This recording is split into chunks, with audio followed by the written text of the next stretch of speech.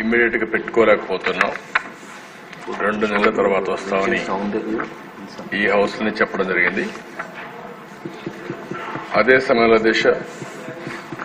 నిన్న కేంద్రం బడ్జెట్ లో ఆంధ్రప్రదేశ్ స్పెసిఫిక్ గా కొన్ని అనౌన్స్ చేశారు. దానికి మనందరం కూడా హర్షాన్ని ఆనందాన్ని వ్యక్తం చేశాం. అయితే ఈరోజు మనందరం కూర్చొని ఆలోచించుకోవాల్సింది, కేంద్రం ఇచ్చిన ఇంకొక విధంగా మనం మేనేజ్ చేసిన అది తాత్కాలికంగా వెసులుబాటు అవుతుంది. మనం కష్టపడి సంపాదించుకుంటే తద్వారా వ్యవస్థలన్నీ మెరుగుపరిచి ఆదాయాన్ని పెంచుకోగలిగితే అది శాశ్వతంగా వెసులుబాటు వస్తుంది.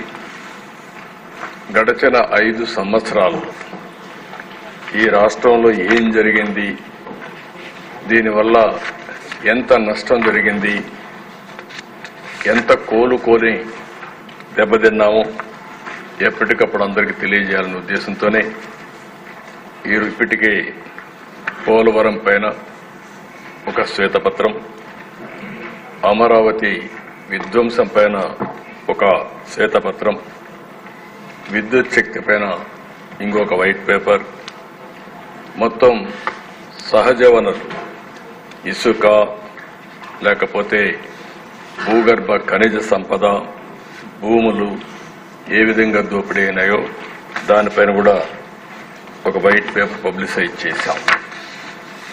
ఈ వైట్ పేపర్స్ అన్ని పబ్లిసైజ్ చేయడంలో ముఖ్యమైన ఉద్దేశం ఈ రాష్ట్ర సభ శాసనసభ ప్రజలకు జవాబుదారీతనంగా ఉండాలి.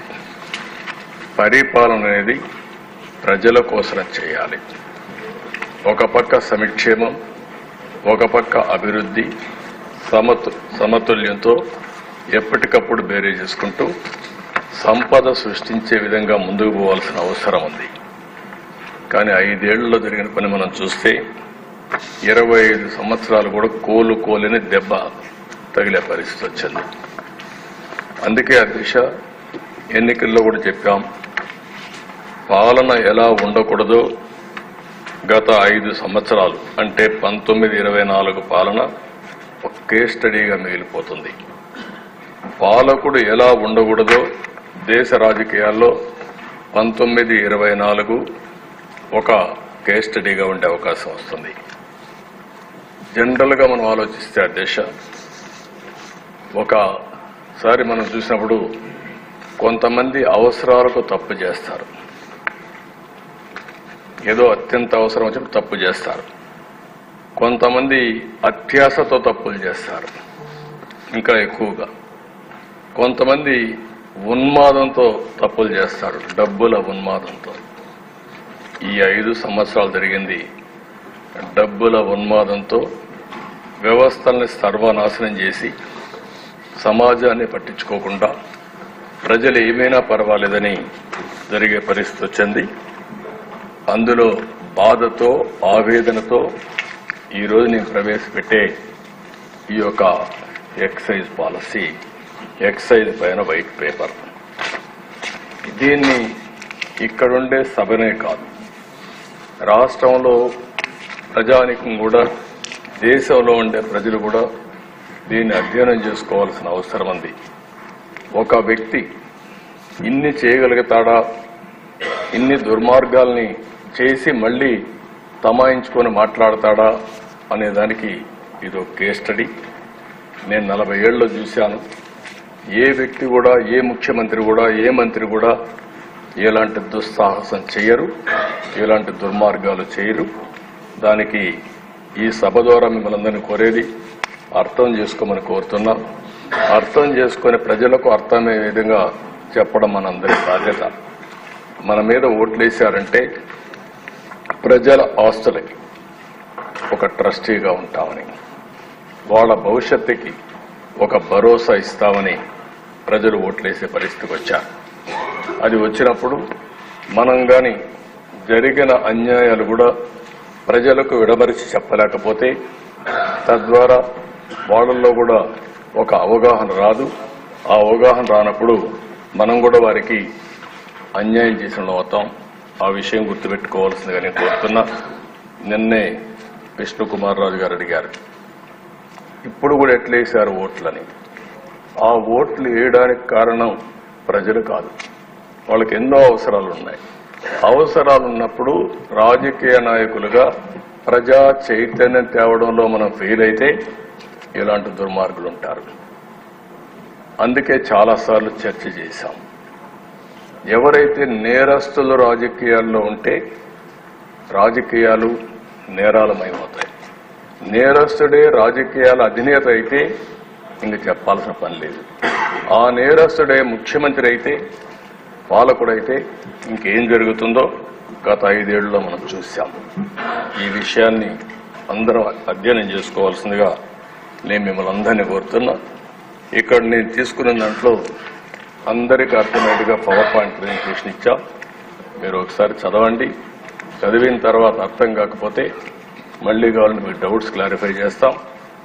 ఈ 7 వైట్ పేపర్స్ గానే మీరు చదివితే ఈ రాష్ట్రానికి ఎంత ద్రోహం చేశారో, ఎంత అన్యాయం జరిగిందో ప్రతి ఒక్కరికి అర్థమవుతుంది. ఈరోజు మనందరం కూడా రాష్ట్రంలో ఎన్డీఏ గెలిచింది. గెలిచిన తర్వాత అఖండ విజయం, ఒక హిస్టారికల్ విక్టరీ వచ్చింది. కేంద్రంలో నిన్న బడ్జెట్లో ప్రత్యేకంగా పెట్టి మనకు డబ్బులు ఇస్తే మనం ఆనందపడ్డాం, ధన్యవాదాలు తెలియజేశాం.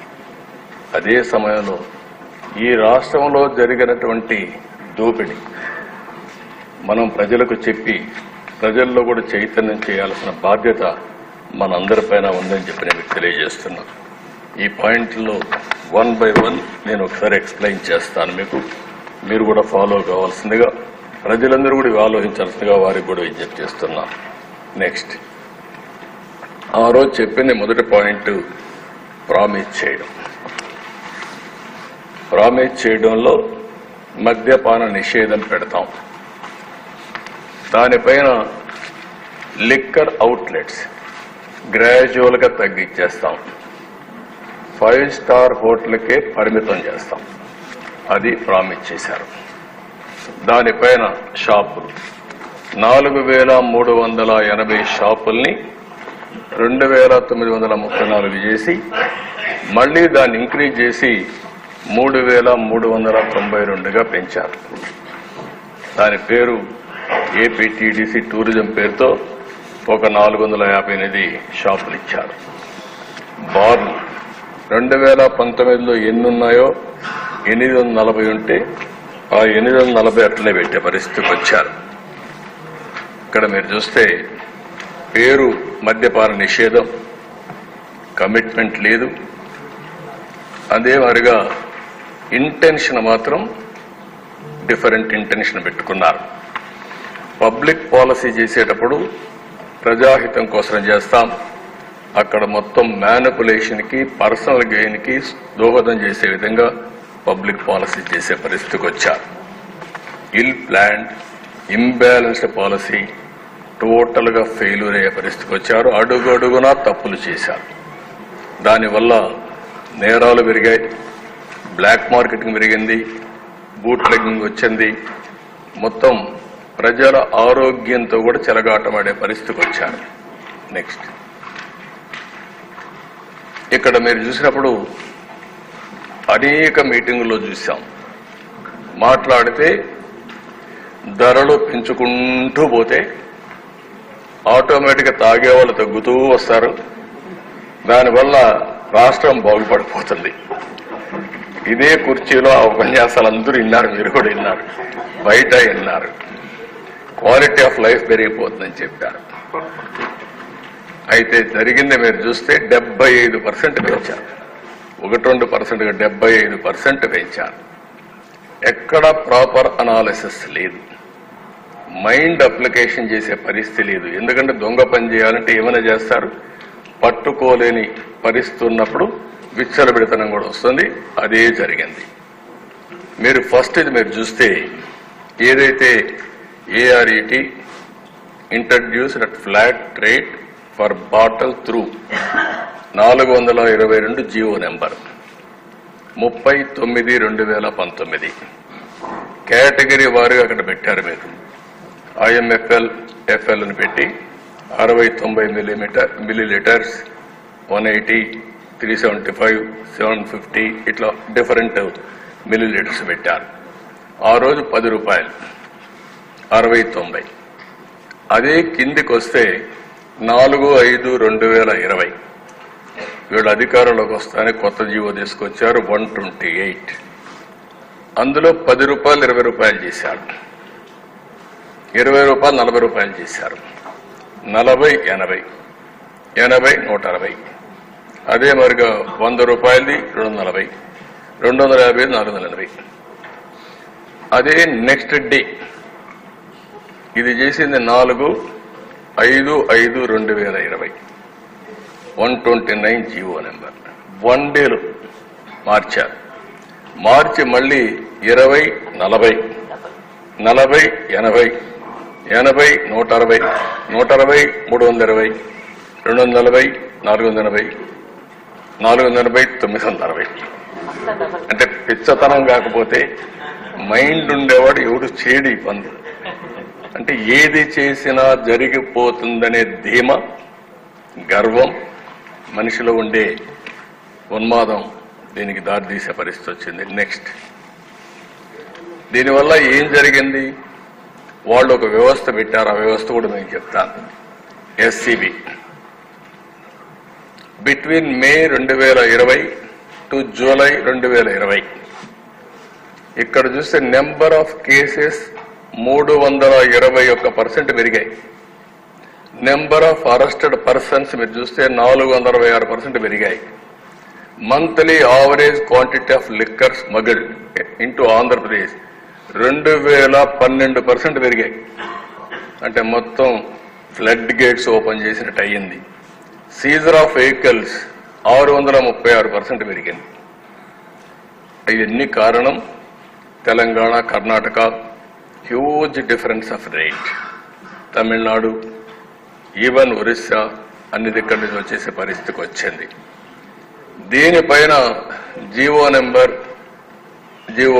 నెంబర్ 256 తీసుకొచ్చారు 3/9/2020. అది తీసుకొచ్చి మీరు అక్కడ చూస్తే మళ్ళీ సేమ్ రేట్లు అప్ టు 120 రూపీస్ ఉండేది 10 రూపాయలు తగ్గించారు. 200 180 మిల్లీలీటర్స్ ఉండేది 30 రూపాయలు తగ్గించారు. అట్లా కంటిన్యూగా తగ్గించుకుంటూ 1000 మిల్లీలీటర్స్ ఉండేది మాత్రం తగ్గించలేదు. అన్ని రేట్లు అదే వారుగా 2 తగ్గించారు, 2 పెంచారు. దాని కిందన మళ్ళీ SCB reported that due to large difference between the MRPs of medium and premium bands as compared to neighboring states, huge smuggling register అయింది. 1211 కేసెస్ స్మగ్లింగ్ కేసెస్ వచ్చాయి. ఏది 40 రూపాయలు 40 రూపాయలు పెంచారు, అందులో ఎక్కువగా స్మగ్లింగ్ జరిగింది. దానిపైన మీరు చూస్తే మళ్ళీ అప్ టు 150, అబోవ్ 150, 200 మాత్రం పెంచకుండా మిగిలిన 10 50, 60, 100, 110, 200, 220, 400, 440, 540, 590 పెంచారు. ఇది కూడా మీరు చూసినప్పుడు 1 మంత్ 10 9 3 9 ఇది 29 10 అంటే 1 మంత్ 10 days 15 days లో పెంచారు. నెక్స్ట్ ఇక్కడ ఈ ఇన్కన్సిస్టెన్సీ పాలసీలో మీరు చూస్తే ఇలిసిట్ లిక్కర్ డిస్టిలేషన్ రాష్ట్రం మొత్తం 1,78,00,000 లీటర్లు సీజ్ చేశారు 1924 లోపల. NDPL 66% పెరిగింది కంపేర్ టు 14-19కి. ఇంక్రీజ్డ్ క్రైమ్ 64% పెరిగింది. అడ్వర్స్ ఇంపాక్ట్ ఆన్ హెల్త్ 52 నుంచి 54% పెరిగింది.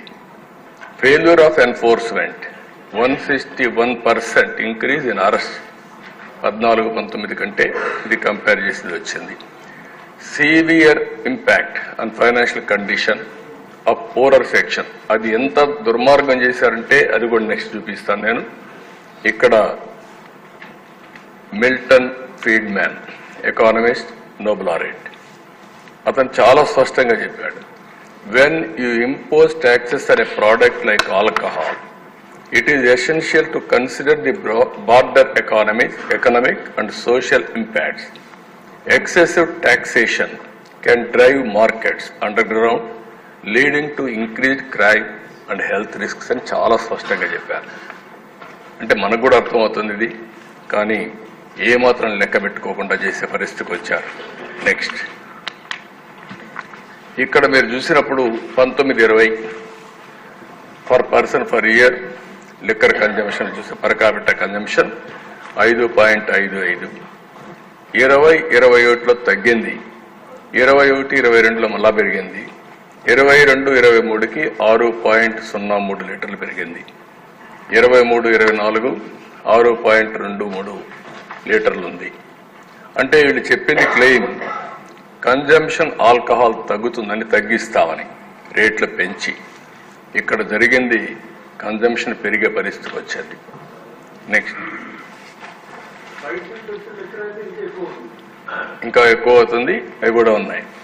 మీకు నేను చెప్పిన ఐడియాస్ మీరు ఒకసారి చూస్తే మళ్ళా మీ ఐడియాస్ కూడా ఇస్తే దీన్ని ఒక పగడ్బందీగా పబ్లిక్ ఇంట్రెస్ట్ మనం చేయాల్సిన అవసరం ఉంది. ఇక్కడ ఎస్సీబీ అని ఒక వ్యవస్థ తీసుకొచ్చారు.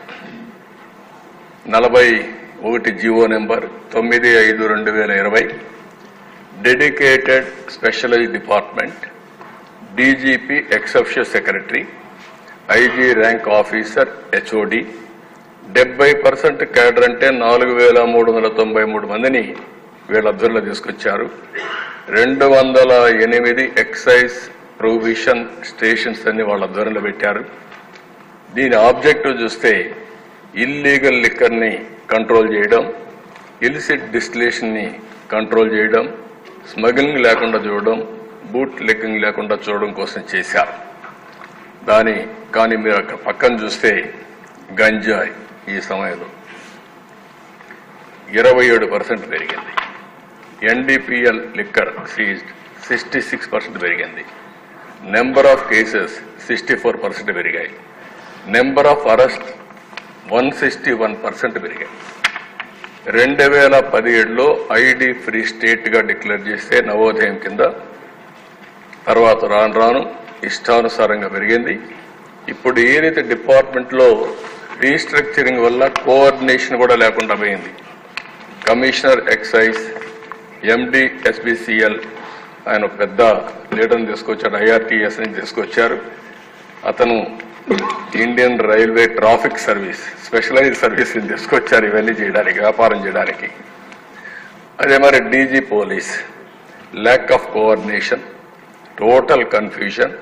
కానీ వీళ్ళకి కావాల్సిన పని అయింది, పర్ఫార్మెన్స్ లో టోటల్ గా ఫెయిల్ అయ్యే పరిస్థితికి వచ్చారు. నెక్స్ట్, దీంతో ఏం జరిగింది రెవెన్యూ అని మీరు చూస్తే, మొదటిది బ్లూ తెలంగాణ, తర్వాత కర్ణాటక, తర్వాత ఆంధ్ర. నైబరింగ్ స్టేట్స్ లో ఆదాయం పెరిగింది, ఆంధ్రప్రదేశ్ లో ఆదాయం తగ్గింది. తగ్గిన ఆదాయం వీళ్ళ పాకెట్లకి వెళ్ళాయి. ఎంత దుర్మార్గం అంటే ఇది ఫిగర్స్ మీరు చూస్తే మీకు అర్థమవుతుంది. నెక్స్ట్,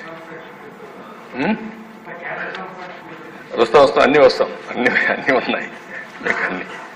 ఇక్కడ మీరు చూస్తే year by year loss of considerable revenue and income. నేను మొత్తం 14-15 తీసుకున్నాం. 5 ఏళ్లు తీసుకుంటే 4,680 కోట్లు డిఫరెన్స్. 14-19 మనకు తెలంగాణకి. 2 రాష్ట్రాలు ఒకటిగా ఉన్నాయి, పాలసీ ఒకటే. ఆ రోజు ఈఎన్ఏ కూడా నేను తీసుకొచ్చిన పాలసీనే, అదే వాళ్ళు అమలు చేశారు. 5 ఏళ్ళు కూడా మనం ఇక్కడ అమలు చేశాం. ఇక్కడికి వచ్చే కొందికి రెవెన్యూ ఎన్ని 42,762 కోట్లు డిఫరెన్స్, 10 టైమ్స్ పెరిగిపోయింది. ఒకే సంవత్సరం 4,500 కోట్లు. ఇంకొక 2021లో మీరు చూస్తే 8,456 కోట్లు. తర్వాత 21-22లో 9,798 కోట్లు, 9,470 కోట్లు, 10,506 కోట్లు. తెలంగాణకు ఇక్కడ డిఫరెన్స్. ఇక్కడ 58% పాపులేషన్, అక్కడ 42% పాపులేషన్. పాలసీ వ్యత్యాసం వల్ల ఈ దెబ్బతినే పరిస్థితికి వచ్చాం.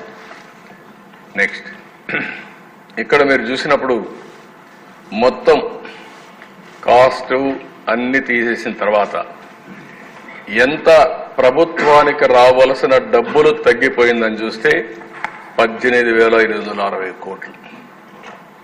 15,000 కోట్ల రూపాయలు కేంద్రం ఈరోజు బాండ్సో డబ్బులు ఇస్తారంటే మనందరం చాలా అప్రిషియేట్ చేశాం. ఇక్కడ ఒక్క పాలసీ వల్ల ఒక్క డిపార్ట్మెంట్లో మనం కోల్పోయింది 5 ఏళ్లలో 18,560 కోట్లు కోల్పోయాం. మినిమం ఇంకా ఎక్కువే ఉంటుంది. నెక్స్ట్, ఇక్కడ మొత్తం లెక్క ఇదైతే వాల్యూమ్, ఇది IMFL వాల్యూమ్ 14-19 131 lakh కేసెస్. తర్వాత మనం కానీ ఇది కరెక్ట్ గా జరిగి ఉండాల్సింది 3,324 lakh కేసెస్. నెక్స్ట్, ఇక్కడికి వచ్చినప్పుడు మీరు చూస్తే 18-19కి 384 lakh కేసెస్ అమ్మాం. అదే 23-24కు తగ్గిపోయింది, 346కు తగ్గిపోయింది ఆంధ్రప్రదేశ్. ప్రొజెక్షన్ చేసి 445 lakh కేసెస్ ప్రొజెక్ట్ చేశారు. 18-19 కంటే తగ్గిపోయే పరిస్థితి వచ్చింది. తెలంగాణ 40-50 lakh కేసెస్ పెరిగింది వాల్యూమ్. అదే సమయంలో ఇంకొక పక్కన Telangana sale 15 lakh cases excess గా చేయగలిగారు. మోర్ దెన్ తెలంగాణ మనం ఉండాల్సింది 40-50 లక్షలు ఉండాలి ఆ ప్రొజెక్షన్ ప్రకారం అయితే, కానీ తెలంగాణ డామినేట్ చేసే పరిస్థితికి వచ్చారు. కర్ణాటక 200 లక్షల కేసెస్ నుంచి 350 లక్షల కేసెస్ కి 18-19 23-24 పెరిగే పరిస్థితికి వచ్చారు. ఈ గ్యాప్ చూస్తే Andhra loss, Telangana Karnataka gain, NDPL gain. Illicit liquor యొక్క ప్రభావం మొత్తం దెబ్బతినే పరిస్థితికి వచ్చింది. నెక్స్ట్, ఇక్కడ మీరు చూసినప్పుడు మోడస్ ఆఫర్ ఉండాలి. ఇది చాలా ముఖ్యమైనది మీ అందరికీ. Liquor supply chain complete take over వీళ్ళు తీసేసుకున్నారు. బ్రూయింగ్ నుంచి, మ్యానుఫ్యాక్చరింగ్ నుంచి, హోల్సేల్ నుంచి, రీటైల్ నుంచి లాస్ట్ మైల్ అమ్మే వరకు మొత్తం మనోపలి ప్రైవేట్ కంపెనీ కంటే అన్యాయంగా. కనీసం ప్రైవేట్ కంపెనీ అయినా లాస్ట్ మైల్లో ఏజెంట్లు పెట్టుకుంటారేమో కానీ వాళ్ళకు కూడా కమిషన్ అది కూడా లేకుండా చేశారు. Majority production capacity taken over by new entities. బెదిరించి భయభ్రాంతులు చేసి ఈ హౌస్ లో ఉండేవారు కూడా ఒకరిద్దరు బాధితులు ఉన్నారు. దీంట్లో లాగేసుకున్నారు. MNCs ప్రపంచంలో భారతదేశంలో దొరికే లిక్కర్ ఆంధ్రప్రదేశ్ దొరకదు, ప్రూబిటెడ్. మొత్తం MNCs అన్ని డిజపేర్ అయిపోయినాయి. ఇక్కడ ఎవరు లేరు, ఇక్కడ పారిపోయారు, ఆరగొట్టారు. మొత్తం వాళ్ళు చేసిన విధానం కూడా మీరు చూస్తే పేమెంట్స్ డిలే చేయడం, ఆర్డర్స్ ఇవ్వకుండా వేధించడం, అదే మాదిరిగా లోకల్ ప్రొడ్యూసర్స్ కి ఇష్టానుసారంగా ఎంకరేజ్ చేయడం, ఉండే మ్యానుఫ్యాక్చరింగ్ అంతా లాగేసుకోవడం, అనేక మార్గాలు ఉపయోగించి ఇష్టానుసారంగా చేశారు. 14-19 automatic computer generated objective criteria, demand driven. అవసరం కొద్ది ప్రజలు అడుగుతారు, షాపుల్లో ఉంటుంది, మ్యానుఫ్యాక్చర్ తయారు చేస్తారు, పంపిస్తాడు. ఏదైతే బ్రెవరీస్ కార్పొరేషన్ అందరికి సప్లై డిమాండ్ ని మేనేజ్ చేస్తూ ఉండే పరిస్థితి. వీళ్ళు చేసింది మాన్యువల్ పెట్టారు, డిస్క్రిషనరీ ప్రొసీజర్ పెట్టారు, కొల్యూషన్.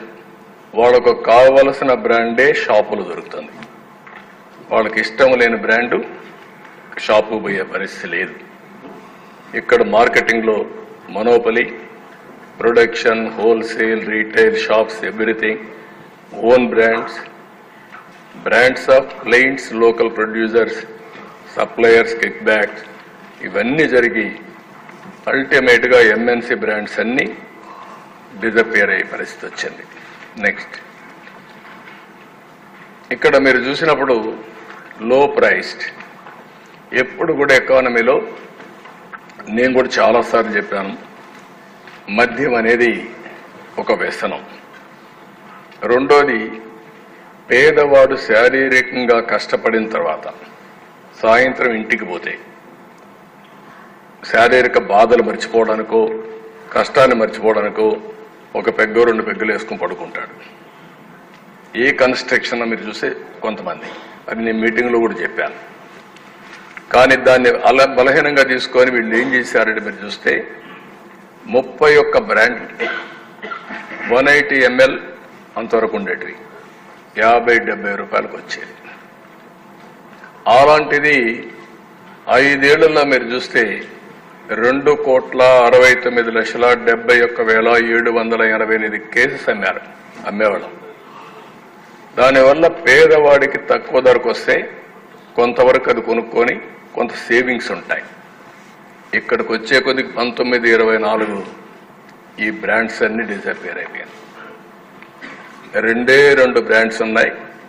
సేల్ వచ్చి 8,459 కేసెస్ మాత్రం అమ్మారు. అంటే పేదవాడికి అమ్మే లిక్కర్ ఇక్కడ రేట్లు పెంచేసి 99.97% ఆ బ్రాండ్ లేకుండా చేశారు, రేట్లు పెంచేశారు. నెక్స్ట్ ఇక్కడ మీకు జరిగింది, అక్కడ పేదవాడికి మద్యం అందుబాటులో లేకుండా చేశారు, రేట్లు పెంచారు. దానివల్ల కొనేవాడికి కొనుగోలు శక్తి తగ్గిపోయింది. కొంతమంది ఈ డబ్బులు సంపాదించింది మొత్తం తాగడానికి ఖర్చు పెట్టి భోజనం కూడా సరిగ్గా తినలేకపోయారు. ఇక్కడికి వచ్చే grabbing, existing manufacturing capacity, subleases లాగేసుకున్నారు, న్యూ ప్లేయర్స్ ఎంటర్ అయ్యారు. 19-24 సబ్లీజెస్ న్యూ ప్లేయర్స్ మీరు చూస్తే 60% మ్యానుఫ్యాక్చరింగ్ కెపాసిటీ, 20 IMFL డిస్టిలరీస్ వీళ్ళు లాగేసుకున్నారు. మామూలుగా IMFL బ్రేవరీస్ అంటే బీర్ తయారు చేయడానికి, డిస్టిలరీస్ లిక్కర్ వీళ్ళందరూ రా మెటీరియల్ సప్లై చేయడానికి, అవన్నీ కూడా 26 మంది కొత్త కంపెనీలు వీళ్ళు ఎంటర్ అయ్యారు. అదాన్ ఎప్పుడొచ్చింది? అది డిసెంబర్ 19. గ్రేసన్స్, లీలా, JR అసోసియేట్స్, PV స్పిరిట్స్ మార్చి 2020. ఆపరేటెడ్ కెపాసిటీ మీరు చూస్తే 2,000 లక్షల ప్రూఫ్ లీటర్స్, 20,356 కోట్ల రూపాయలు లిక్కర్ కేసు సేల్ని ఈ కంపెనీలు అమ్మగలిగాయి. ఇక్కడ ఇన్స్టెడ్ ఆఫ్ క్యాప్చరింగ్ ఇవన్నీ పట్టేసుకున్నారు వీళ్ళు. విశాఖ డిస్టిలరీ, అదాన్, ల్యాంగేట్, Leela, PMK distillery, Adan, sun rays, Divyam, PV spirits, Leela and NV distilleries. Perel distillery forced to stop operations, not placing orders, not permitting sales of USL brands. వాళ్ళందరిని రిస్ట్రిక్ట్ చేసి అమ్మనీయకుండా చేశారు. SVR distillery forced to stop operations, not placing orders, not permitting sales of USL brands. Spy agro industries, Adan, NV distilleries. ఈ విధంగా ఒరిజినల్గా ఎవరైతే ఉన్నారో వాళ్ళ దగ్గర నుంచి లీజుకు కానీ బలవంతంగా కానీ మొత్తం టేక్ ఓవర్ చేశారు వీళ్ళంతా. నెక్స్ట్ దీనివల్ల ఇంకొక పక్కన మీరు చూస్తే డిస్క్రిషనరీ, ప్రిఫరెన్షియల్ ప్రొక్యూర్మెంట్, మార్కెటింగ్ వీళ్ళే పెట్టుకోవడం, మొత్తం డబ్బులంతా వసూలు చేసుకోవడం ఇవన్నీ చేశారు. ఇక్కడ 2014-19 automatic order for supply OFS అని పెట్టాం. Transparent formula, market driven. 19-24 manual mode, discretion practices, major MNCకి కుండా చేయడం, ప్రిఫరెన్షియల్ ట్రీట్మెంట్ వీళ్ళ మనుషులకు పెట్టుకోవడం, కొల్యూషన్ అవ్వడం మొత్తం చేసే పరిస్థితికి వచ్చారు. అంటే ఏ విధంగా క్యాప్చర్ చేశారో కంపెనీని మీరు చూస్తే వీళ్ళందరూ కూడా ఇష్టానుసారంగా ప్లే చేసి ఆర్డర్ తీసుకొని బలవంతంగా ముందుకు పోయే పరిస్థితికి వచ్చారు. నెక్స్ట్ ఇక్కడ మీరు ఈ చార్ట్ చూస్తే ఇంట్రెస్టింగ్గా మొత్తం సప్లయర్ వైజ్ ఎంఎన్సీలు నేషనల్ కంపెనీస్ 53.21% 18-19లో వాళ్ళ ప్రజెన్స్, 23-24కు 5.25% పడిపోయింది. కిందన కొత్త బ్రాండ్స్, లోకల్ కంపెనీలు నేను చెప్పినంత ముందు బ్రాండ్స్ అన్ని 23-24కి 43.48, 18-19లో 16.96. అందులో కూడా కంపెనీస్ పేర్లు ఇచ్చాం. యునైటెడ్ స్పిరిట్స్ అని, Bernard Richard India private limited అని, ఎంఎస్ అలైడ్ బ్లెండర్ డిస్టరీస్ అని, ఈ విధంగా ఇవన్నీ కొత్తవి ఎమర్జీ అయినాయి. అవన్నీ కూడా పాతవన్నీ నేషనల్ ఇంటర్నేషనల్ బ్రాండ్స్ పోయే పరిస్థితి వచ్చింది. నెక్స్ట్, ఇక్కడ టాప్ 5 ఫాస్ట్ మూవింగ్ బ్రాండ్స్ 18-19లో మీరు చూస్తే ఈ పక్కన వాళ్ళ యొక్క షేర్ ఆఫీసర్ చాయిస్ అనేది 35,8,598 కేసెస్ అమ్మితే లాస్ట్ కొద్దిగా 5,67,000 మిగిలారు వాళ్ళు కొద్దిగా. కొన్ని అయితే మీరు చూస్తే హెచ్డి హెవెన్స్ డోర్ విస్కీ అని 21,07,527 ఉంటే 0 అయిపోయారు. ఇంకో పక్క Seagram's imperial blue finest grain అది చూస్తే 20 లక్షలు ఉండేది 7కి వచ్చారు. మొత్తం ఆవరేజ్ని మీరు చూస్తే ఎవరైతే 5 top brands fast moving brands 0.91% పడిపోయారు. అంటే తరిమేశారు, బ్రాండ్ని డెస్ట్రాయ్ చేశారు, ఇష్టానుసారంగా చేసే పరిస్థితికి వచ్చారు ఆంధ్రాలో. ఇంకో పక్కన టాప్ 5 ఫాస్ట్ మూవింగ్ బ్రాండ్స్ 18-19 0 ఉండేవాళ్ళు విపరీతంగా పెరిగిపోయారు. సెరీ క్లాసిక్ బ్లూ ఫైనెస్ట్ విస్కీ, నేను చెప్పాను భూమ్ భూమ్ అని, అవి కూడా ఉన్నాయి. ఇష్టానుసారంగా ఇవన్నీ చేసి ఎక్కడికెక్కడికో చేసిపోయే పరిస్థితికి వచ్చారు వీళ్ళు ఇష్ట ప్రకారం బ్రాండ్స్ అన్ని పెట్టి. నెక్స్ట్, ఇక్కడికి వచ్చినప్పుడు మీరు చూస్తే ఈ మేజర్ ఎంఎన్సీ డిస్క్రిమినేషన్ బ్రాండ్స్ మీరు చూసినప్పుడు 18-19లో ఉన్నటన్నీ కూడా టాప్ 3 బీర్ ఇవన్నీ. ఇవి 18-19లో ఈ బ్రాండ్స్ పాపులర్గా ఉంటే అవి 0 అయిపోయినాయి, చాలా వరకు కిల్ చేసే పరిస్థితికి వచ్చారు. ఇక్కడ లోకల్ బ్రాండ్స్ 0 ఉండేటివి 12 లక్షలు ఇమారీ పెరిగే పరిస్థితి వచ్చింది. నేను నిన్నే అడుగుతున్నా, నాకు ఎప్పుడు తాగే అలవాట్లేదు కానీ ఈ బ్రాండ్స్ చూస్తే ఎలక్షన్లో చెప్పాం బూమ్ బూమ్ అని, ఎక్కడున్నాయి పేర్లు తీసుకోమన్నారు, మా వాళ్ళు ఇచ్చారు ఈరోజు. బూమ్ క్లాసిక్ బీర్ అంట, బూమ్ సూపర్ స్ట్రాంగ్ బీర్ అంట, బూమ్ సూపర్ స్ట్రాంగ్, ఇది సుపీరియర్ స్ట్రాంగ్ బీర్ అంట. అందుకే నేను జనరల్ గా మాట్లాడేవాడిని బూమ్ బూమ్ అని తెలియకుండా. అంటే ఏ విధంగా ఆడుకున్నారో ఇవన్నీ కొన్ని ఎగ్జాంపుల్స్ మాత్రం. నెక్స్ట్, దీనివల్ల మీరు ఒక ఎక్స్ప్లెనేషన్ ఇచ్చాం ఏ కంపెనీ ఎట్లా చేశారని.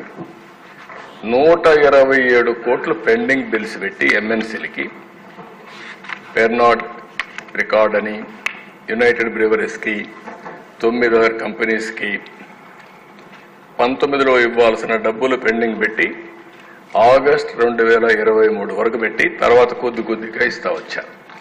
అంటే వాళ్ళని ఏ విధంగా భేదించాలో చేంజ్ చేయడం కోసం, ప్రొడ్యూస్ చేయకుండా చేయడం కోసం చేసే పరిస్థితికి వచ్చారు. నెక్స్ట్, దీనివల్ల నెట్ ఏం జరిగింది అని ఊరికే రఫ్ గా ఎస్టిమేట్ చేస్తే ఇది ఒక క్యాలిక్యులేషన్. దీనికంటే 2 ఉన్నాయి ఇక్కడ. ఒకటి, ఇది కేస్ కింద తీసుకునింది ఒక స్ట్రీమ్, రెండో స్ట్రీమ్ ఎన్డీపీఎల్. ఏ షాప్లో కూడా బిల్ ఇవ్వాల, ఏ షాప్లో కూడా క్యాష్ ట్రాన్సాక్షన్స్. క్యాష్ ట్రాన్సాక్షన్స్ ఎందుకు చేశారు అంటే అక్కడ ఉండే దాన్ని వీళ్ళు తయారు చేసినటువంటి ఎన్డీపీఎల్ అక్కడ పంపించి అవి కూడా అమ్ముకున్నారు. అవి కూడా ఒకసారి ఎక్స్ప్లెయిన్ చేస్తాను. ఇక్కడ మీరు చూసినప్పుడు supply order of liquor beer, marketing of brands, extortion of money for case of liquor, ఇంత అని ఇస్తే రిలీజ్ చేసేవాళ్ళు ఆర్డర్. ఒక కేస్ ఐఎంఎల్ ఎంత ఉందో దానికి ఇస్తే దానికి రిలీజ్ చేసేవాళ్ళు, బీర్కి చేసేవాళ్ళు. ఇది ఊరికే ఎస్టిమేషన్, రేపు రావాలి. ఇవన్నీ కూడా ఎక్కడ పోయింది కూడా ఎతకాలి, కూడా మనందరం ఇన్వెస్టిగేషన్ చేయాలి. ఇది చూస్తే ఇల్లీగల్ కలెక్షన్ రఫ్గా 2,000 రూపాయలు average for case of liquor. 200 రూపాయలు 200 రూపాయలు ఆవరేజ్ ఉండేదానిపైన 50 కేసుకి బీర్ సోల్డ్. అదే మరి దీనిపైన మొత్తం ఎస్టిమేటెడ్ ఎక్స్టార్షన్ ఇల్లీగల్ కలెక్షన్ 19/24కి 2,861 వస్తుంది. Only IMFL. బీర్లో 252. 2 క్యాలిక్యులేషన్ చేశాం. ఒకటి ఇల్లీగల్ కలెక్షన్ 200 రూపాయలు average for case of liquor, 50 రూపాయలు కేస్ ఆఫ్ బీర్. ఈ 2 లెక్కల్లో 2,520 కోట్ల రూపాయలు IMFL, 252 కోట్ల బీర్, మొత్తం కలిస్తే 3,133 కోట్లు నష్టం. నేను చెప్పాను అక్కడ 18,800 కోట్లు తెలంగాణ గ్రోత్ రేటుకి మన గ్రోత్ రేటుకి వ్యత్యాసం. నెక్స్ట్, ఇది మీకందరికీ ఇంపార్టెంట్. ఇది ఇక్కడ ఇల్లీగల్ మానిటరీ గెయిన్స్, మళ్ళీ టోటల్ సేల్ రీటైల్ షాప్స్ 19/24 99,413 కోట్ల రూపాయలు క్యాష్లో తీసుకున్నారు. దాంట్లో ఓన్లీ 23లో 615 కోట్లు అంటే 0.62% డిజిటల్ పేమెంట్స్ అయినాయి. కూరగాయలు కూడా తోపుడు బండిలో ఈరోజు పేటిఎం లేకపోతే గూగుల్ పే సో మెనీ ఇవి వచ్చేసాయి. అలాంటిది ఓన్లీ 0.62 చేశారు. ఇవన్నీ కూడా cash transactions. Government retail outlets, what is the reason? ఏవైతే అక్కడ నేను చెప్పాను ఇష్టానుసారంగా షాప్ ఇవన్నీ కూడా మ్యానుఫ్యాక్చరింగ్ హ్యాండ్ ఓవర్ చేసుకుని వీళ్ళది తయారు చేసి ఒకటి ట్యాక్స్లో పే చేస్తే తక్కువ ఆదాయం వస్తుంది. 16% మాత్రం దీంట్లో మీరు చూసినప్పుడు ఒక మ్యానుఫ్యాక్చరింగ్ కాస్ట్ 16% ప్రైజింగ్లో మా వాళ్ళు తయారు చేశారు. ఒక బ్రాండ్ తీసుకొని TI mansion house, rarest spirit, French brandy, దానిపైన రేట్ క్యాలిక్యులేట్ చేశారు. 220 రూపాయలు అమ్మేదానికి 16% ఖర్చు అవుతుంది. బేసిక్ ఖర్చు డెస్టిలేషన్ అవి జరిగేది 16%. 84% ట్యాక్సులు కానీ ఎక్సైజ్ కానీ ప్యాకింగ్ మీద కలెక్ట్ చేసుకునేది కానీ వేరియస్ టైప్స్ ఉంటుంది. అంటే అందులో 99,000 కోట్ల రూపాయల్లో ఎంత NDPL వెళ్ళిందో దాన్ని బట్టి 86% ప్రాఫిట్ వస్తుంది. ఎక్కడికి పోయిందో అర్థంగా, అందుకే ఆ 18,000 కోట్లలో కూడా వచ్చే పరిస్థితి వచ్చింది. ఓన్లీ నామినల్ ఒక 2 కేసులు పెట్టారు. 20 గవర్నమెంట్ రీటైల్ లిక్కర్ షాప్స్ 9 జిల్లాల్లో పెట్టారు. NDPL 49 అరెస్ట్ చేశారు. అది ఒక నా ఉద్దేశం అయితే మనం చాలాసార్లు వెళ్ళాం, బిల్లు అడిగాం, లేకపోతే ఇంకోటి చేశాం. అడిగితే హౌస్ అరెస్ట్, లేకుంటే అక్కడ అరెస్ట్ చేశారు. ఎక్కడ బిల్లులు ఇవ్వలేదు. మనం కస్టమర్గా పోయినా కూడా బిల్లు ఇచ్చే పరిస్థితులు లేరు. ఆన్లైన్ పేమెంట్స్ అసలే యాక్సెప్ట్ చేయలేదు. నెక్స్ట్, ఇక్కడ this is also important slide for all of us. National crime bureau record bureau data ప్రకారం suicides related to alcohol and drug addiction 2022 100% increase అయింది కంపేర్ టు 18. 100% పెరిగిపోయినాయి. National family health survey 19/21 emotional, physical or sexual violence by husbands when drunk often 76.40% of women 15 to 49 women suffer అయ్యారు. అంటే తాగిన వాళ్ళు ఎంత వేధించారో మనం ఎన్నోసార్లు చెప్పాం. అదే ఈ రికార్డు కూడా ఎస్టాబ్లిష్ అవుతోంది. 76.40% ఉమెన్ ఫీల్ అయ్యే పరిస్థితికి వచ్చారు. లివర్ 2023 మొత్తం సర్వే చేస్తే కంపేర్ టు 19 కంటే 52% పెరిగాయి. కిడ్నీ ఫెయిల్యూర్స్ 23లో చేస్తే 54% పెరిగాయి 19తో కంపేర్ చేసినప్పుడు. ఏదైతే మనం ఎక్స్పెక్ట్ చేస్తున్నామో ఆత్మహత్యలు జరగడం, ఇంకొక పక్కన ఆడవాళ్లపైన అత్యాచారాలు కానీ, బెదిరించడం కానీ, శారీరకంగా సఫర్ చేయడం, లివర్తో సఫర్ కావడం, కిడ్నీతో చనిపోవడం, ఈ చనిపోయినాయని చెప్పి అవన్నీ జరిగాయి. ఇక్కడ మీరు చూసి OP in GGH Guntur alcohol drug de addiction సెంటర్లో ఒకసారి స్టడీ చేస్తే 20కి 333 ఉన్నాయి, 23కి 4,913 పెరిగాయి, 1300% పెరిగింది. ఇది ఒక ఎగ్జాంపుల్. నెక్స్ట్ కమిషన్ 1.44% ఇచ్చారు, 166 కోట్లు పే చేశారు కమిషన్. దాంట్లో కూడా కమిషన్ ఉందని తెలియదు. మరి అంటే ఏ విధంగా పోయారో వీళ్ళని ఇంకా లెక్కలేంతనం అన్నమాట. నెక్స్ట్ ఇక్కడ ఈ డిపార్ట్మెంట్స్ అన్ని 10 డిపార్ట్మెంట్స్, ఇవన్నీ గవర్నమెంట్ డిపార్ట్మెంట్స్. వాళ్ళ దగ్గర ఉండే డబ్బులు తీసి ఇక్కడ ఇన్వెస్ట్ చేసే పరిస్థితికి వచ్చారు. ఇప్పుడు first APEP DCL pension and gratuity trust ఆ డబ్బులు తీసి ఇక్కడ పెట్టుబడి పెట్టించారు.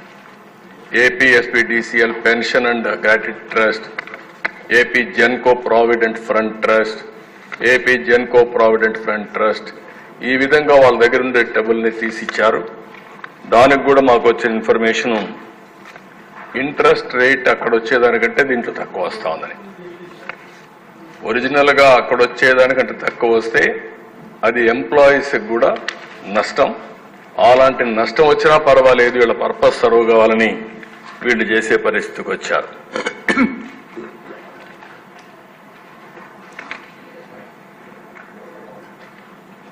ఇప్పుడు ఉదాహరణకు ఇక్కడ వచ్చినప్పుడు ఏపీ ట్రాన్స్కో, ఏపీ జెన్కో 2,268 కోట్లు ఇక్కడ ఇన్వెస్ట్ చేశారు అట్ ది రేట్ ఆఫ్ 8.5%.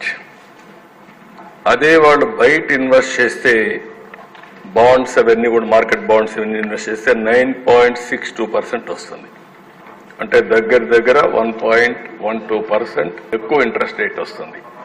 బలవంతంగా తీసుకొచ్చి ఇక్కడ పెట్టే పరిస్థితి వచ్చారు. సంవత్సరానికి 25 కోట్ల రూపాయలు నష్టపోతున్నారు వాళ్ళు. ఇక్కడ ఖర్చు పెట్టి ఇక్కడ ఇన్వెస్ట్ చేసి 10 కోట్లు అంటే 10 × 17 25 × 17 250 కోట్ల రూపాయలు ఆ డబ్బులు తీసుకొచ్చి ఇక్కడ పెట్టించి వాళ్ళకు నష్టం చేసే పరిస్థితికి వచ్చారు. నెక్స్ట్ ఇక్కడ ఇది కాకుండా ఇంకొక పక్క మీరు చూస్తే ఫైనాన్స్ డిపార్ట్మెంట్కు జీవో ఇవ్వడం, ఏఆర్ఈటీ రెవెన్యూస్ 10 డిపోస్ నుంచి ఎస్క్రో అకౌంట్ ఇచ్చేశారు. ఆ ఎస్క్రో అకౌంట్ నేరుగా డిపార్ట్మెంట్కి వస్తుంది, ప్లస్ 1 డేలో మళ్ళా ఎవరైతే ఇచ్చారో వాళ్ళకి అప్పుకి వెళ్ళిపోతుంది. ఆ ఎస్క్రో అకౌంట్ ఒకటి ఓపెన్ చేశారు. అది కూడా టెక్నికల్ ప్రాబ్లం ఉంది కాబట్టి డిపార్ట్మెంట్ చూపించి డైరెక్ట్గా పంపించే పరిస్థితికి వచ్చారు. అమౌంట్ ఇప్పుడు ట్రాన్స్ఫర్ చేసింది 14,275,96,000 ఇప్పుడు ట్రాన్స్ఫర్ చేశారు. ఇప్పుడు కొత్త రూట్ ఒకటి పెట్టారు, స్పెషల్ మార్జిన్.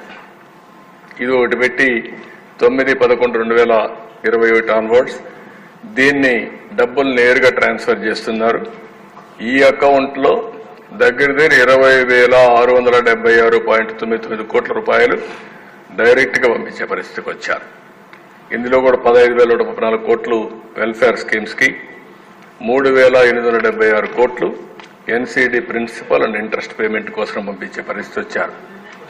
అంటే మద్యపాన నిషేధం చేస్తామని చెప్పి మోసం చేసి 25 ఏళ్లు 10 ఏళ్లు తాకట్టు పెట్టి అప్పులు తీసుకొచ్చి ఆ అప్పులు కట్టడానికి ఎస్క్రో అకౌంట్ ఓపెన్ చేసే పరిస్థితికి వచ్చారు. నెక్స్ట్ ఇక్కడ వే ఫార్వర్డ్ మీరు విన్నారు ఏం జరిగిందని. ఎక్కడ కూడా భారతదేశ చరిత్రలో ఇంత పెద్ద ఫ్రాడ్ ఎవరు చేసుంటారని నేను అనుకోను. నేనైతే వినలేదు ఇంతవరకు నా 45 ఏళ్ల రాజకీయ చరిత్రలో అంత పెద్ద ఫ్రాడ్ చేసే పరిస్థితికి వచ్చారు. ఇక్కడ డిపార్ట్మెంట్ ప్రక్షాళన చేయాలి. Restructuring of the excise department, single line of control తీసుకొచ్చి ఎఫిషియెంట్ ఫంక్షనింగ్ కోసం ఏమేం చేయాల్సిన అవసరం ఉంది.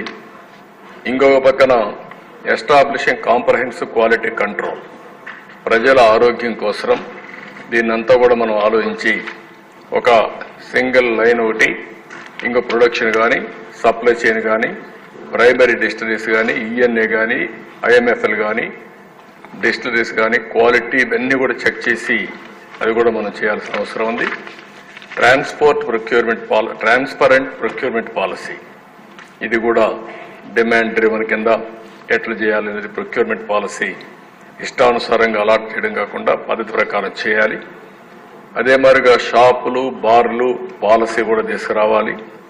రీఎగ్జామినింగ్ లిక్కర్ ప్రైసింగ్ పాలసీ కూడా ఏ వెరైటీ ఎట్టుండాలి, మళ్ళీ పేదవాళ్ళకి అందుబాటులో ఎట్టుండాలి, అవన్నీ కూడా తీసుకురావాల్సిన బాధ్యత ఉంది.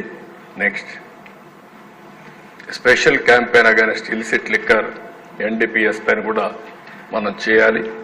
ట్రాకింగ్, ట్రేసింగ్ ఎట్లా చేయాలనో ప్రాపర్గా చేసే పరిస్థితి రావాలి. డిజిటల్ పేమెంట్స్ కూడా ఇంట్రొడ్యూస్ చేయడం, నాన్ కన్వర్టబుల్ డిబెంచర్స్ని రివ్యూ చేయడం, ఎట్లా దాన్ని మనం చేయగలుగుతాం అనేది కూడా ఆలోచించాల్సిన అవసరం ఉంది. డి అడిక్షన్ రీహాబిలిటేషన్ సెంటర్స్ కూడా పెట్టి ఇవన్నీ కూడా కంట్రోల్ చేసే పరిస్థితి రావాలి. అప్పుడే మనకు కొంతవరకు కంట్రోల్ వస్తుంది. Next, investigation into the allegations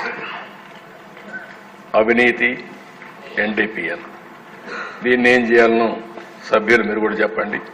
మీరందరూ చెప్పిన తర్వాత దీన్ని ఏ విధంగా ప్రక్షాళన చేయాలి, ప్రజల్లో ఏ విధంగా ఎడ్యుకేట్ చేయాలని మనం చేస్తే తద్వారా రాబోయే రోజుల్లో ఇలాంటి తప్పు చేయాలంటే భయపడే విధంగా డెమాన్స్ట్రేటివ్గా చేయడం మనందరి బాధ్యత. దానికి గౌరవ శాసనసభ్యులు మీరున్నారు, ప్రజలు ఉన్నారు, మిత్రులు పవన్ కళ్యాణ్ గారు కూడా ఉన్నారు. అందరం కలిసి సమిష్టిగా ఆలోచించి దీన్ని టోటల్గా ప్రక్షాళన చేయాల్సిన అవసరం ఉంది. మరొక్కసారి ఇలాంటి చేయాలంటే భయపడే విధంగా డెమాన్స్ట్రేటివ్గా చేస్తే తప్ప ఇలాంటివి జరుగుతూనే ఉంటాయి. వీటికన్నిటికీ సమాధానం విష్ణుకుమార్ రాజు గారు అడిగిన దానికి సమాధానం ప్రజా చైతన్యం. తప్పు చేసిన వాడిని కఠినంగా శిక్షిస్తేనే ఈ దేశంలో మనకు ఒక పద్ధతి ఉంటుంది. దానికోసం అందరూ ఆలోచించాల్సిందిగా మరొకసారి కోరుకుంటూ, నేనైతే కొంత ఎక్సర్సైజ్ కూడా చేశాను డిపార్ట్మెంట్తో, నాకుండే అనుభవంతో కూడా. ఎందుకంటే ఇవన్నీ కూడా వదిలేస్తే దొంగలు తప్పించుకుంటారు. కానీ మంత్రులు కూడా నేను ఒకటి కోరుతున్నా, 5 ఏళ్లు జరిగినటువంటి మీ డిపార్ట్మెంట్లో అవకతవకలను ఎస్టాబ్లిష్ చేయండి. దానిపైన ఎక్కడ కూడా పొలిటికల్ ఇండెక్టివ్నెస్తో పోము. మనమై కావాలని వాళ్ళని ఇచ్చేసే పరిస్థితి ఉండదు. కానీ ప్రజా జీవితంకి వచ్చి లూటీ చేసి తప్పించుకుని ఎదురుదాడి చేస్తే మాత్రం సాగనీయమని చాలా స్పష్టంగా చెప్పాల్సిన అవసరం ఉంది. దానికోసం మిమ్మల్ని అందరినీ సజెషన్స్ ఇవ్వమని కోరుకుంటూ, మరొక్కసారి దీన్ని నేను చెప్పిన తర్వాత మీలో కానీ ప్రజల్లో కానీ ఒక చైతన్యంతో ఆలోచించాల్సిందిగా మరొక్కసారి కోరుకుంటూ, ఈ అవకాశం ఇచ్చిన స్పీకర్ గారికి నా నమస్కారాలు, ధన్యవాదాలు. Thank you.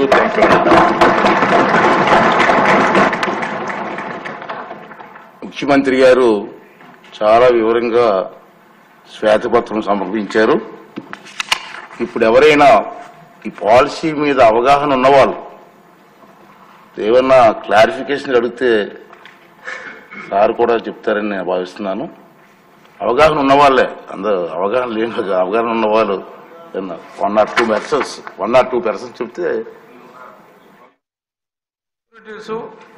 ఇప్పుడు 54% కిడ్నీ డిసీజెస్, 53% లివర్లు కొట్టేసినాయి అంటే చాలా మందికి అందులో ఉన్న అంటే మినిమం 4 days స్టోరేజ్ అనేది ఉండాలి. అది లేకుండా ఎప్పటికప్పుడు ఏ పూట కాపూట వచ్చినట్టు ప్యాక్ చేసి రకరకాల బ్రాండ్లతో పంపించేయటం, దానివల్ల ఎంతో మంది ఆరోగ్యాలు చెడిపోయాయి అన్నది కూడా అది నిజం. మరి ఇంతమంది ఒక డబ్బే కాదు, మరి ఇంతమంది ఆరోగ్యానికి నిజంగా ఎంతైనా ఉంది. ఒక ప్రొఫెసర్ లాగా పెద్దలు చంద్రబాబు నాయుడు గారు ఆ చెప్పిన విధానం చూస్తే ప్రతి వ్యక్తికి కూడా, ఆంధ్ర రాష్ట్రంలో ఉన్న ప్రతి వ్యక్తికి కూడా వారు ఎంత ఆరోగ్యం కోల్పోయారు, రాష్ట్ర ప్రభుత్వం ఎంత ధనం కోల్పోయింది అనేది చాలా చక్కగా విశదీకరించారు. ఏమో విష్ణుకుమార్ రాజు గారు అడిగినట్టు ఈ ఎక్స్ప్లెనేషన్ తర్వాత చైతన్యం వస్తుందేమో చూద్దామని ఆశిద్దాం. ఇక ముగించే ముందు రాజకీయాలకి ఇందులో ఎట్టి పరిస్థితుల్లోనూ తావులేదు. ఎవరూ కూడా రాజకీయంగా దీని గురించి చేశారని చెప్పి అనుకోరు సార్. మీరు ఎటువంటి అనుమానాలు లేకుండా తప్పు చేసిన వాళ్ళని శిక్షించే దిశగా తమరు ముందుకెళ్లాలని చెప్పి మనస్ఫూర్తిగా కోరుకుంటూ ఈ అవకాశం ఇచ్చినందుకు స్పీకర్ గారికి ధన్యవాదాలు తెలియజేసుకుంటాం. Okay madam.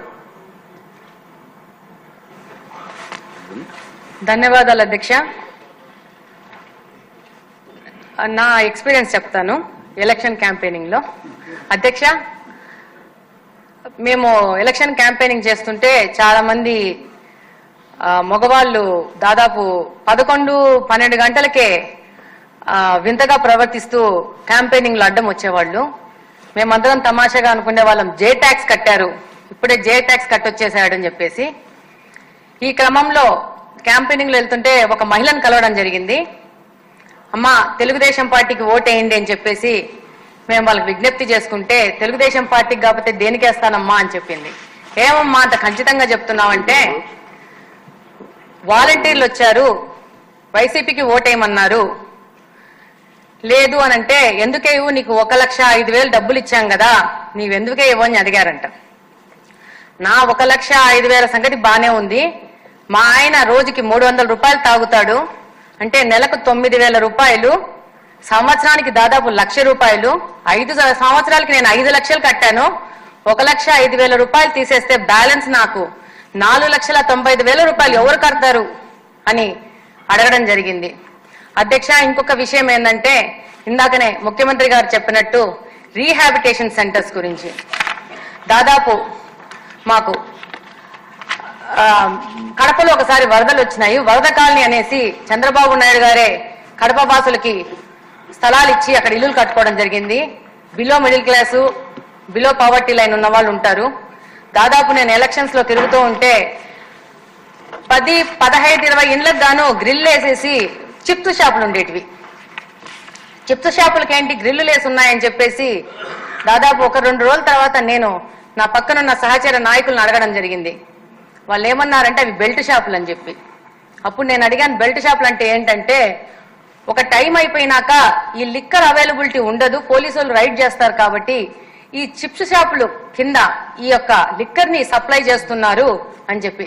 అదే క్రమంలో ముందుకెళ్తుంటే ఒక మహిళ చెప్పింది, అమ్మా మాకు ఏమీ వద్దు, ఈ లిక్కర్ షాపును బెల్ట్ షాపులను బంద్ చేయండి అంటే. ఏమ్మా అంటే, నా భర్త అడిక్ట్ అయిపోయాడు, ఇప్పటికి 3 సార్లు అడిక్షన్ సెంటర్లో చేర్పించడం జరిగింది, కానీ ఇప్పుడు నేను రిమ్స్కి వెళ్తుంటే నా భర్తను చేర్పించుకోవట్లేదంటే. ఏమంటే, బాగా దారిద్ర్య రేఖను దిగున ఉన్న వాళ్ళు, వాళ్ళకి పిల్లల్ని చూసుకోవడానికి ఇంట్లో ఎవరు ఉండరు కాబట్టి వాళ్ళని భర్తతో పాటు మా పిల్లల్ని కూడా తీసుకెళ్లి హాస్పిటల్లో ఉండడంతో హాస్పిటల్ వాళ్ళు ఆ పేషెంట్ ని అడ్మిట్ చేసుకోవడానికి రిఫ్యూజ్ చేస్తున్నారు. ఎందుకంటే పిల్లలు కుటుంబం మొత్తం పోయి హాస్పిటల్లో ఉండాల్సిన పరిస్థితి వస్తా ఉందని చెప్పేసి. ఇది కడప నియోజకవర్గంలో దాదాపు శివారు ప్రాంతాలలో ఉన్న కాలనీల పరిస్థితి. తప్పకుండా ముఖ్యమంత్రి గారి దృష్టికి కూడా తీసుకెళ్తున్నాను. ఈ యొక్క సిచ్యువేషన్ కి ఈ యొక్క శివారు ప్రాంతాలలో యొక్క ఈ లిక్కర్ గాని గాంజా, యంగ్స్టర్స్ ఎక్కువ గాంజా ఇప్పుడు 5-6 గంటలకి పాడుబడిన ప్లేసెస్ లో, అంటే కాలేజ్, మాకు ఆర్ట్స్ కాలేజ్ అని ఉంటది, దాని పక్కన అన్యూజ్డ్ బిల్డింగ్స్ ఉంటాయి, 6 గంటలకే మొదలు పెడుతున్నారు. నిన్ననే ఒక వారం రోజుల క్రితం కలెక్టర్ గారిని కూడా కలిసి ఈ విషయం చెప్పడం జరిగింది. మహిళలు మా ముందుకు వచ్చి చెప్తున్నారు, ఈ పాదవన్న బంగ్లాలో గాంజా సేకరించి వాళ్ళు రాత్రిపూట వచ్చి, మాకు కడపలో ముఖ్యంగా మీకు అందరికీ తెలిసి ఉంటది, ఎక్కువ కువైట్ సౌదీకి వెళ్తూ ఉంటారు. కొంచెం మైనారిటీ పాపులేషన్ ఎక్కువ ఉండడం వల్ల భార్యలను పిల్లల్ని వదిలేసేసి కువైట్ కు సౌదీకి వెళ్తుంటారు. వీళ్ళు మహిళలు పిల్లల్ని పెట్టుకొని చదివించుకుంటూ ఒంటరిగా ఉంటారు. 2017వ సంవత్సరంలో సపరేషన్ అయిపోయాక మాకు నిఘా వ్యవస్థ లేకుండా పోయింది కడపలో. అప్పుడు మా హస్బెండ్ శ్రీనివాసరెడ్డి గారు తన సొంత నిధులు వినియోగించి సీసీ కెమెరాలు పెట్టడం జరిగింది. అప్పుడు పరిస్థితి అది, మనం తెలుగుదేశం గవర్నమెంటే ఉన్నింది అప్పుడు. కానీ ఈ రోజు పరిస్థితి ఏంటంటే, కడపలో ప్రతి ఒక్క ఇండివిజువల్ హౌస్ కూడా కెమెరాలు పెట్టుకుంటున్నారు, 4-4, 5-5. ఎందుకు అంటే గాంజా సేకరించి ఈ యొక్క మత్తు పదార్థాలకు బానిసలైన వాళ్ళు వచ్చి ఇళ్లలో అటాక్ చేస్తున్నారు. ఈ బైకులలో వచ్చే పెట్రోల్ ని తీసుకుని గుడ్డకు నానబెట్టేసి అది స్మెల్ చూసుకుంటారంట. అంతే బైకులు చోరీ చేస్తున్నారు. ఆడవాళ్ళు ఉంటే వాళ్ళ డోర్లు కొట్టేసేసి వాళ్ళని అటాక్ చేయడం. ఒకవేళ పోలీసులకు కంప్లైంట్ చేస్తే పోలీసులు ఒకవేళ వాళ్ళని అరెస్ట్ చేస్తే ఆ నెక్స్ట్ డే నుంచి దాడులు అధికమవుతాయి. పోలీసులు కూడా రాలేని పరిస్థితి ఉంది. ఇది కంటిన్యూస్ గా మాకు ఎలక్షన్ క్యాంపెయినింగ్ లో దాదాపు మాకు కడపలో పాత కడప ఉంటది, ఎక్కువ మైనారిటీ ప్రజలు ఉంటారు అక్కడ మహిళలు మేము వెళ్ళక ముందే మాకంటే ముందు డోర్లలోంచి బయటకు వచ్చి వాళ్ళకి అనుభవాలు చెప్పి మాకు ఇది ఒక్కటి తీయించండి, ఈ గాంజాని నిర్మూలన చేయండి, ఈ యొక్క లిక్కర్ షాపులు కానీ చీప్ లిక్కర్ ని చేయించండి చాలు అని చెప్పేసి మేము డెఫినెట్ గా వేసే తెలుగుదేశం పార్టీకే ఓట్ అని చెప్పి చెప్పడం జరిగింది. అందుకే నా ఎక్స్పీరియన్స్ చెప్తున్నాను. లిక్కర్ దాని గురించి నాకు పెద్ద ఎక్స్పీరియన్స్ లేదు. నా యొక్క క్యాంపెయినింగ్ లో నేను ఫేస్ చేసిన వాటిని మీ దృష్టికి తీసుకొస్తున్నాను. థ్యాంక్ యూ అధ్యక్ష. పులిశెట్టి శ్రీనివాసరావు గారు.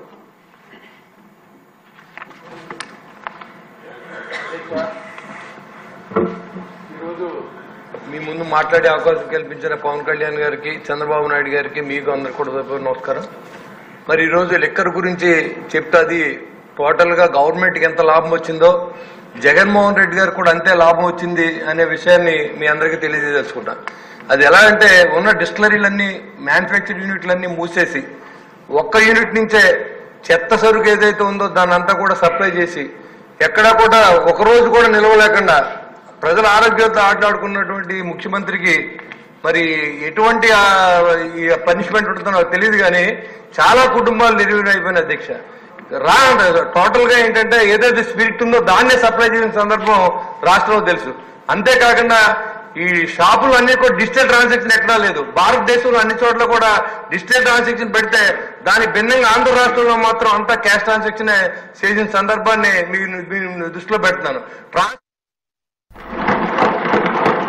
మనకి నైతిక బలం, నైతిక హక్కు ఎలా ఉంటుంది అధ్యక్ష? మనకి ఒక అధికారి 20,000 రూపాయలు నువ్వు తప్పు చేశావని చెప్పి ఏసీబీకి పట్టిస్తున్నావు.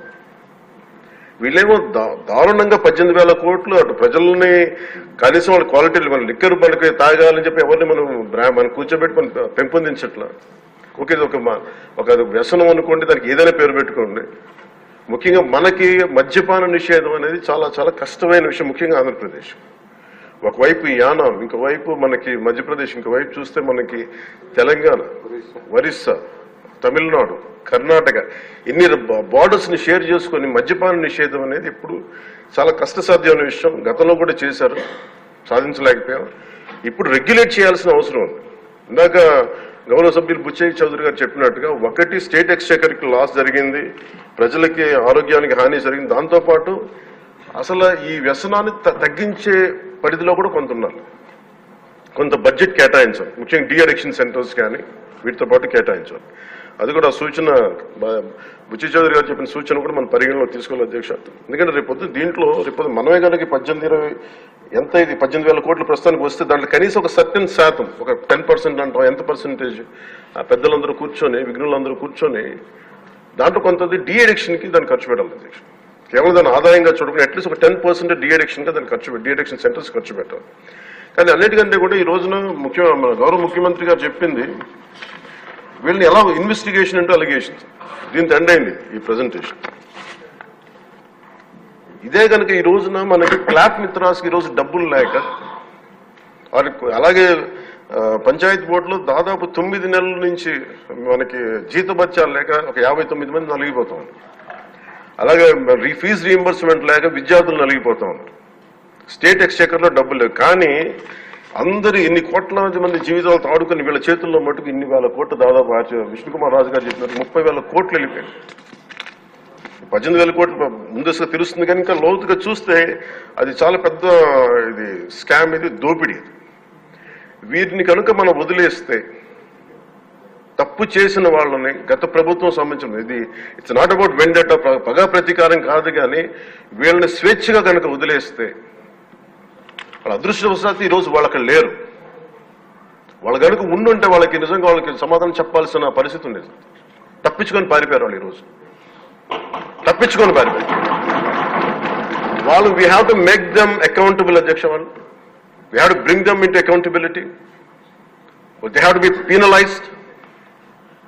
వాళ్ళు దయచేసి గౌరవ ముఖ్యమంత్రి గారికి నేను మీ తరపు నుంచి ఆయనకి తెలియజేసుకున్న అధ్యక్ష, దయచేసి వీరిని please we have to penalise them sir. వాళ్ళకి సరైన శిక్ష పడాలి సార్. వీళ్ళకి తప్పించుకోవడానికి కుదరదు సార్. ఏదంటే రేపు పొద్దున ఒక ట్రాఫిక్ కానిస్టేబుల్ కి బలం ఇవ్వాలి అంటే ఆపగలమంటే మీ వాళ్ళు ఏమంటారు సార్ లోపల? నేను చిన్నపాటి కానిస్టేబుల్ అయితే నాకేమనిపిస్తుంది, మీరు పెద్దోళ్ళు అయితే వదిలేస్తారు, మమ్మల్ని అయితే పట్టుకుంటారంటారు సార్. మనకు రూలింగ్ కి, గవర్నెన్స్ కి, అడ్మినిస్ట్రేషన్ కి నైతిక బలం పోదు అధ్యక్ష. ఐ రిక్వెస్ట్ యూ, నేను మీద మిమ్మల్ని నేను ఉద్దేశించి అందరినీ హౌస్ మెంబర్స్ గౌరవ సభ్యులందరినీ గౌరవ ముఖ్యమంత్రి గారిని అడుగుతున్నాను అధ్యక్ష మీ ద్వారా. They have to be punished and they have to be penalised whoever they are. ఇది వెండెట్టా పగ ప్రతీకారాలతో కాదు, కానీ we promised that we will bring back accountability. We promised we were going to give a clean and clear governance. We have to live up to it. Thank you. ముఖ్యమంత్రి గారు sir, ముఖ్యమంత్రి గారు సమాధానం sir.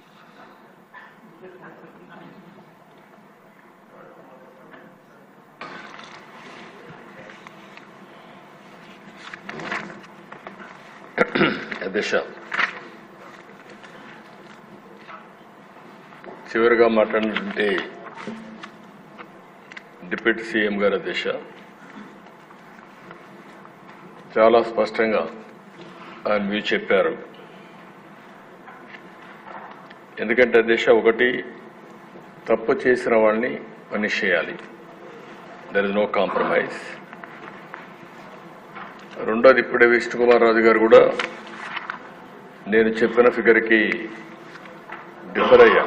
అంటే రెండు విషయాలు ఇక్కడ రఫ్గా నాకు కూడా మా వాళ్ళు బ్రీఫ్ చేసే దాని ప్రకారం నేను ఆ ఫిగర్ చెప్పాను, ఇంత చేశారు అని.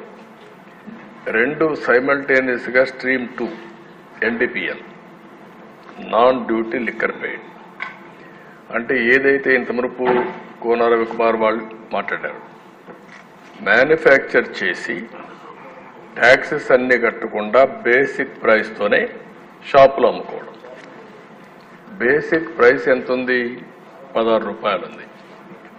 220 రూపాయలు చేసే బాటలు 16% అంటే 40 రూపాయలు దగ్గర దగ్గర.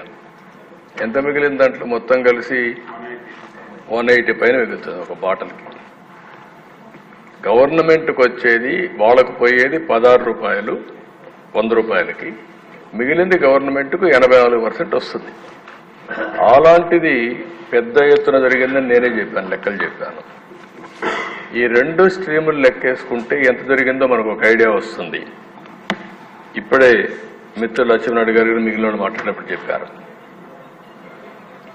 ఎవరైతే అవుట్ సోర్సింగ్ ఎంప్లాయీస్ని తీసుకున్నారు వాళ్లకు తక్కువ డబ్బులు పే చేసి అందులో కూడా ఎక్కువ బిల్లు వేసుకున్నారని. ట్రాన్స్పోర్టేషన్ అది కూడా ఒక అవెన్యూగా తీసుకున్నారు, అందులో కూడా బిల్స్ ఎక్కువ వేసి డ్రా చేశారని. ఇలాంటి వేరియస్ ఇష్యూస్ ఉన్నాయి. దీని మీద చాలా మంది ఇప్పుడు మీరు చెప్పిన దాన్ని నేను చూశాను. నేను అందుకనే డిఫరెంట్ మనం కూడా పోయినప్పుడు, మేము కూడా ఫీల్డ్కి పోయినప్పుడు మాకు కూడా చాలా లెక్కల ఇవన్నీ వచ్చాయి. అల్టిమేట్ గా డిజిటల్ ట్రాన్సాక్షన్స్ 0.63%, 99,000 కోట్ల రూపాయల్లో 0.63 అంటే మొత్తం కూడా క్యాష్ లోనే చేశారు.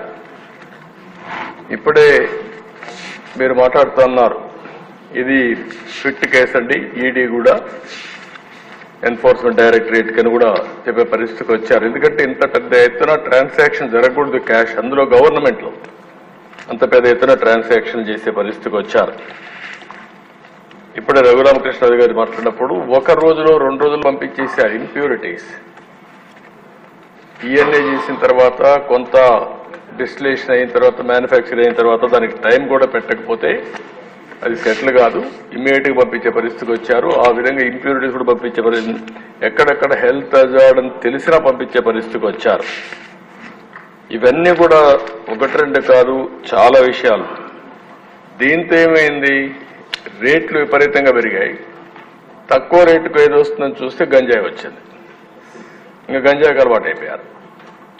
ఇది పెద్ద ఈరోజు గంజాయి కొన్ని దిక్కల్లో అది ఒక ఇండ్ల దగ్గర పొలాల దగ్గర పండించేసే పరిస్థితికి వచ్చేసారు. ఏమ్మా ఆకుకూరలాగా బండ్ల మీద అమ్మే పరిస్థితికి వచ్చారు. అంటే ఇది ఒక పెద్ద భయంకరమైన సిచ్యువేషన్. ఇప్పుడు ఏంటి, మొన్న మనం చూస్తున్నాం, గంజాయి తాగిన వాడు అటాక్లు మొదలుపెట్టారు. మోటార్ బైకుల్లో వెళ్ళిపోయేసి ఎవరన్నా మాట్లాడితే వాళ్ళు కొట్టేస్తున్నారు అంతే. ఇంకా మాట్లాడే పరిస్థితి కూడా లేకుండా చేసే, ఎవడొస్తాడు, ఎవడు తాగాడు, ఎవడున్నాడు అని కూడా లేకుండా పోయే పరిస్థితి వచ్చింది.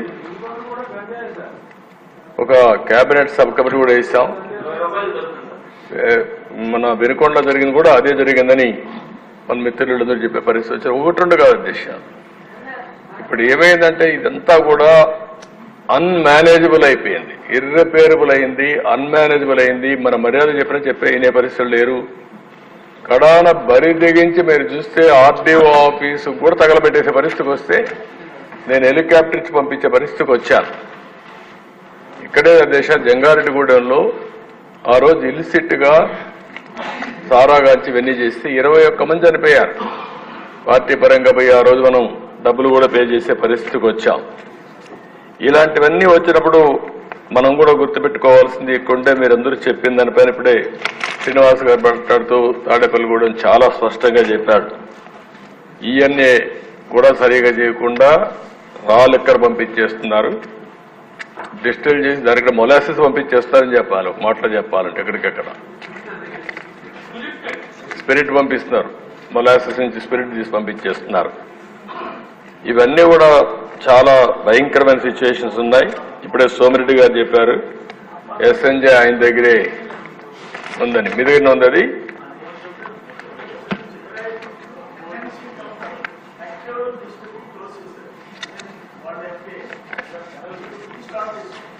మళ్ళీ ఆయనే వచ్చి స్టార్ట్ చేశాడు.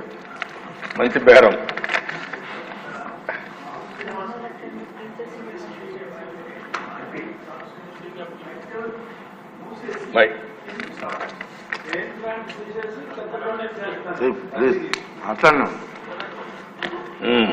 ఇవి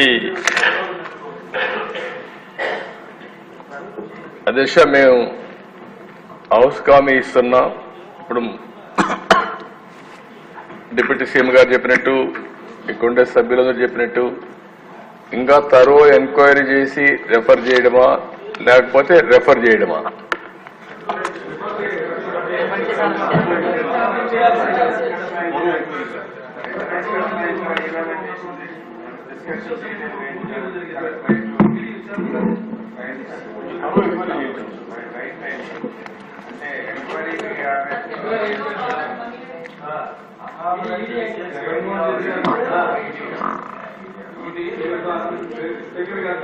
జగన్మోహన్ రెడ్డి గారు చేసిన అన్నింటిలోనూ ఇంతకన్నా ఫిట్ కేసు హైయెస్ట్ ప్రయారిటీ ఇవ్వాల్సింది ఇస్తారు. ఎందుకంటే కొన్ని లక్షల మంది ఎఫెక్ట్ అయ్యారు. సొంత బ్రాండ్స్, చెన్నాలైన బ్రాండ్స్ మెచ్యూర్ అవ్వకుండా స్పిరిట్ సప్లై చేస్తే పబ్లిక్ నుంచి వాళ్ళు సమాధానం కూడా చెప్పుకోలేదు sir. This fit case doing anything. Enforcement directorate sir అంటే cash transactions enforcement directorate, black money, cash transaction. అదే సిబిసిఐడి చేసి ఈడీ రావాలి, లేకపోతే సిబిఐకి ఇచ్చి ఈడీ రావాలి.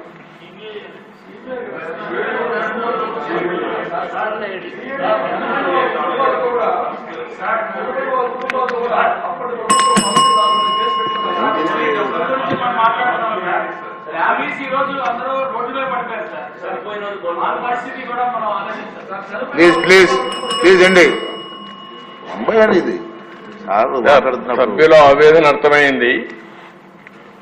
దీన్ని తరువుగా ఎంక్వైరీ చేయడం కోసం సిబిసిఐడికి ఇచ్చి అదే మరి ఈడీకి కూడా రెఫర్ చేయడం ఒక మార్గం, రెండో మార్గం వచ్చి సిబిఐకి ఇచ్చి ఈడీకి రెఫర్ చేయడం రెండో మార్గం.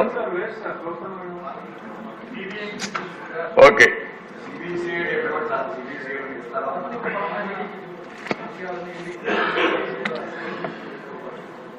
ఓకే. దెన్ ఇవన్నీ చూసిన తర్వాత నాకు అనిపించడం ఏంటంటే ఈ తరో ఎంక్వైరీ జరగాల్సిన అవసరం ఉంది. ఎందుకంటే ఎంత జరిగింది ఫ్రాడ్ అనేది కూడా మనం ఇంకొంచెం తరోగా పోతే తప్ప ఇది సాధ్యం కాదు.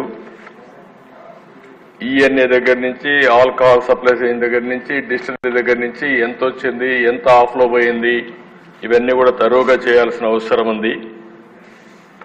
అందుకనే 5 సంవత్సరాలు లక్షల కోట్ల రూపాయలు నగదు అమ్మకాలు జరిగాయంటే, అది కూడా సొంత డిస్టిలరీస్ పెట్టుకొని చేశారంటే ఇది చాలా భయంకరమైన పెద్ద స్కామ్ ఇది. ఇవన్నీ కూడా మనం చూసినప్పుడు నాన్ డ్యూటీ పెయిడ్ లిక్కర్ ఎంత పోయింది అవన్నీ ఉన్నాయి. ఫైనల్ గా వాస్తవాలన్నీ బయట రావాలి. అందుకనే ఈ ప్రభుత్వం దీన్ని సిబిసిఐడి ఎంక్వైరీ కేస్తూ అదే సమయంలో దీని అవసరమైతే ఈడీ సపోర్ట్ కూడా తీసుకోవడానికి పెద్ద ఎత్తున క్యాష్ ట్రాన్సాక్షన్ జరిగాయి కాబట్టి వారికి కూడా రెఫర్ చేస్తాం. అన్ని విధాల చర్యలు తీసుకుని మళ్ళా ప్రజల ప్రాణాలు కాపాడడానికి ఈ రాష్ట్ర ఆదాయాన్ని ఏ విధంగా దుర్వినియోగం చేశారో అవన్నింటిపైన యాక్షన్ తీసుకోవడానికి ప్రభుత్వం సిద్ధంగా ఉంది. ఒకటి ప్రజల ప్రాణాలు, ప్రజల ఆరోగ్యం, అదే సమయంలో పెద్ద ఎత్తున అవినీతి, ఇవన్నీ ఉన్నాయి. అన్ని కోణాలు దీంట్లో బయట రావాల్సిన అవసరం ఉంది. తప్పకుండా అవసరమైతే మన మెడికల్ అండ్ హెల్త్ డిపార్ట్మెంట్ కూడా చెప్పి ఆ మధ్యలో 1924 తర్వాత కూడా దీని ఎఫెక్ట్స్ వల్ల ఎంతమంది ఆరోగ్యం నాశనం అయిపోయింది, ఎంతమంది మంగళ సూత్రాలు తెగిపోయినాయి, ఇవన్నీ కూడా ఎలక్షన్లో మనం చెప్పాం.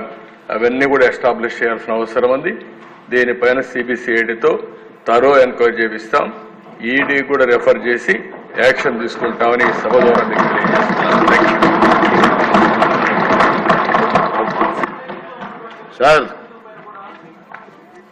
సార్ ఈరోజు మంచి పరిణామం జరిగింది సార్.